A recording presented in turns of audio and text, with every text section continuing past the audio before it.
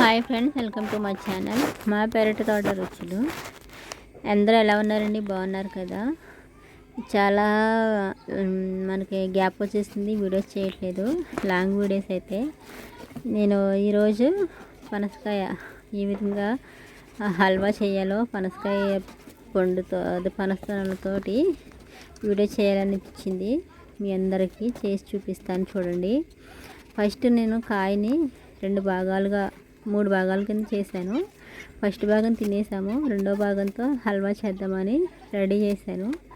ఇదిగో ఈ విధంగా మనం చక్కగా పనసకాయని 3 భాగాల కింద కట్ చేసుకోవచ్చు. ఒకేసారి కట్ చేయడం వల్ల ఈ పనసకాయ పాడైపోతుంది తొనలు. అందుకని కొంచెం కొంచెం ఇట్లా కట్ చేసి పెట్టుకుంటే పాడవదండి. తొన అయితే అన్నీ ఒకసారి కూడా చేసుకుని ఫ్రిడ్జ్లో పెట్టినా పాడైపోతుంది. అలా కాకుండా సగభాగం కోసుకుని సగభాగం దాచిపెట్టుకుని నెక్స్ట్ డే కూడా వాడుకోవచ్చు. అప్పుడైతే పాడవు తొనలు. ఇంకా చక్కగా చూడండి ఎంత ఫ్రెష్గా ఉన్నాయో.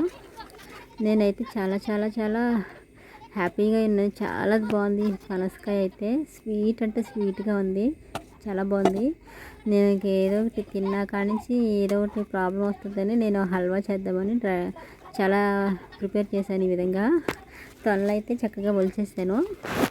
మీరు కూడా చక్కగా ఈ విధంగా వీడియో చూసి హల్వా ఎలా చేసుకోవాలో పనస తొనలతోటి చూడండి.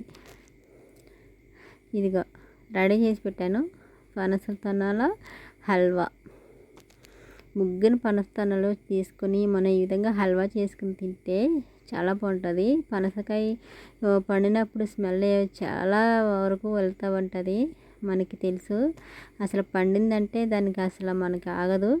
మొత్తం ఇట్లా చక్కగా తినేస్తూ ఉంటాం తొనలు.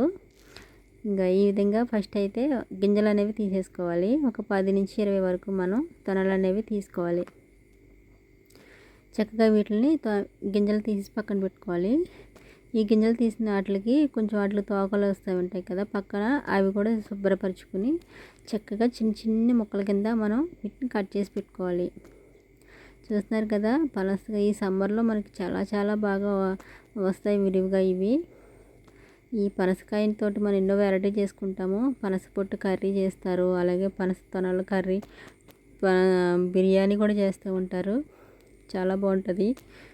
మనం సీజనల్గా వచ్చే ఫుడ్లు మనం అసలు మిస్ అవ్వకూడదు. ఎందుకంటే సమ్మర్లో వచ్చేవి కానీ, అలాగే వింటర్లో వచ్చేవి కానీ, ఇంకా మనకి రైనీ సీజన్లో వచ్చేవి కానీ, ఏ కాలంలో వచ్చే ఫ్రూట్ ఆ కాలంలోనే మనం తినాలి.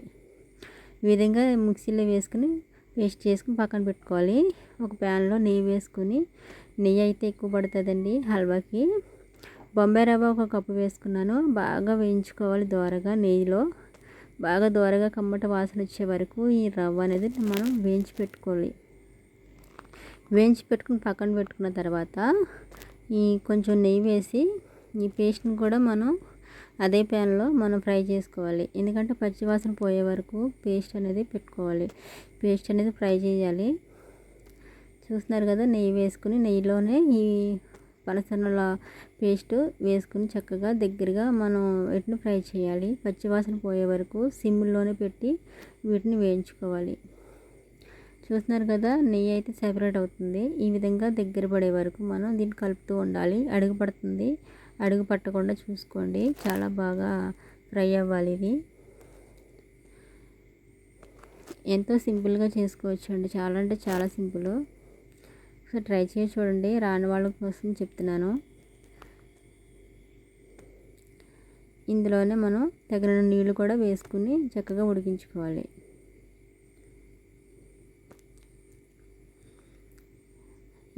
ఏ కప్పుతో అయితే రవ్వ తీసుకున్నామో అదే కప్పుతో 2-3 కప్పులు, ఒక 4 కప్పుల వరకు వేసుకోండి. ఎందుకంటే ఇది దగ్గరగా అయిపోతుంది చక్కగా. మనం రవ్వ వేసాక ఇంకా దగ్గర పడిపోద్ది. అందుకు 4-5 కప్పుల వరకు వాటర్ వేసుకోండి చూసి. ఇది మరుగుతున్నప్పుడు మనం రవ్వ అనేది వేసుకోవాలి. ఇందులో మన సేమియా కేసరి ఎలా చేస్తామో సేమ్ అంతేనండి. సేమియా కేసరి అయితే మనం వాటర్లో వేస్తాము, కానీ ఇది పనస పేస్ట్తో చేస్తున్నాం కాబట్టి ఈ విధంగా చేస్తాం. కొంచెం ఇది వైట్ అయిపోయింది కాబట్టి మనం దీంట్లో మిఠాయి కలర్ వేసుకోవచ్చు, లేదంటే కొంచెం చిటికడంత పసుపు వేసుకుంటే చక్కటి కలర్ వస్తుంది, ఎల్లో కలర్లో. నేనైతే చిటికెడంత పసుపు వేసుకున్నాను. మీరు కూడా ఒకసారి ఈ విధంగా చేసి ఎలా వచ్చిందో నాకు కామెంట్ చేయండి. ఇంకండి ఎల్లో కలర్ వేసాను, కొద్దిగా నెయ్యి కూడా వేసాను. ఇది హల్వాలోకి నెయ్యి చాలా చాలా ఎక్కువ పడుద్ది, కానీ టేస్ట్ అయితే అదిరిపోతుంది నెయ్యితో.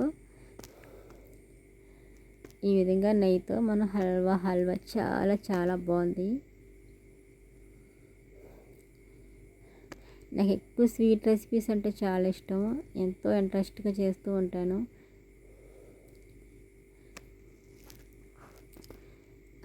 ఏ కప్పుతో రవ్వ తీసుకున్నాం అదే కప్పుతో మనం పంచదార కూడా తీసుకోవాలి. అలా దగ్గర పడిన తర్వాత లాస్ట్లో పంచదార వేసుకుని చక్కగా కలుపుకుంటే ఇది పలచన పడుతుంది. పలచన పడిన తర్వాత కరిగి కొద్దీ దగ్గరికి అవుతూ ఉంటుంది. స్టవ్ను అయితే సిమ్లోనే ఉంచాను, అసలు హైలో పెట్టద్దు. సిమ్లో ఉంచుకొని మనం చక్కగా వేసుకోవాలి. చూస్తున్నారు కదా, ఈ విధంగా చక్కగా దగ్గర పడే వరకు కలుపుతూ ఉండాలి. ఫస్ట్ టైం నా ఛానల్ చూస్తున్న వాళ్ళు సబ్స్క్రైబ్ చేసుకోండి. వీడియో నచ్చితే లైక్ ఇవ్వండి. ఇంకా మరిన్ని వీడియోస్ కోసం నా ఛానల్ని సబ్స్క్రైబ్ చేసుకోండి. నచ్చితే వేరే వాళ్ళు కూడా షేర్ చేయండి ప్లీజ్ అండి. లాస్ట్లో ఈ విధంగా చక్కగా దగ్గర పడ్డాక మనం స్టవ్ ఆపేసుకోవాలి. తర్వాత చిక్కబడొద్దు కొంచెం. ఈ విధంగా ఉన్నప్పుడు స్టవ్ ఆపేసుకోవాలి. చాలా అంటే చాలా టేస్ట్గా ఉంది. ఈ ఫ్లేవర్ నాకు నచ్చింది. తాటి పేస్ట్ కూడా ఇలాగే ఉంటుందండి. తాటికాయ పండినప్పుడు ఏ స్మెల్ వస్తుందో అదే స్మెల్ వచ్చింది. కానీ అసలు ఇలాంటివి ఎంజాయ్ చేస్తే చాలా బాగుంటుందండి. పల్లెటూరులో అయితే ఇలాంటివి బాగా ఎంజాయ్ చేయొచ్చు. ఈ సీజనల్ ఫుడ్స్ మనం ఎప్పుడూ తీసుకుంటూ ఉండాలి. దీన్ని మనం సర్వింగ్ బౌల్లో తీసేసుకుని మనం వేడివేడిగా తినచ్చు, లేదంటే ఫ్రిడ్జ్లో పెట్టుకుని కూడా తినచ్చు. లాస్ట్లో కొంచెం నెయ్యి వేసి మళ్ళీ కలుపుతూ వచ్చాను. ఈ విధంగా వేడివేడిగా తింటున్నా కూడా చాలా రుచిగా ఉంది.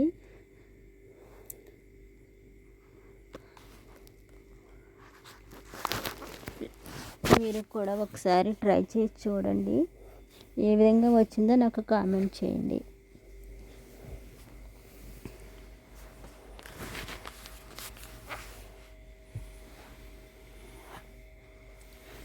చూస్తున్నారు కదా ఎంత బాగా ఉందో. కలర్ అయితే చాలా టెంప్టింగ్గా ఉంది. కలర్ అయితే ఎల్లో కలరు, ఫుడ్ కలర్ వేయలేదండి, అంటే మిఠాయి కలర్ వేయలేదు.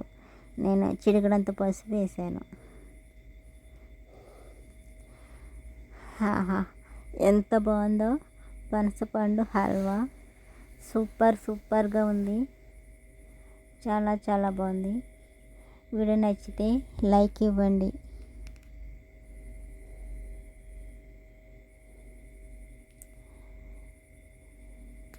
మళ్ళీ కొత్తగా సబ్స్క్రైబ్ అయ్యారు, చాలా చాలా థ్యాంక్స్ అండి. సబ్స్క్రైబ్ అయిన వారందరికీ కూడా మళ్ళీ మంచి వీడియోతో మళ్ళీ మీ ముందు ఉంటాను. ఓకే అండి, బాయ్.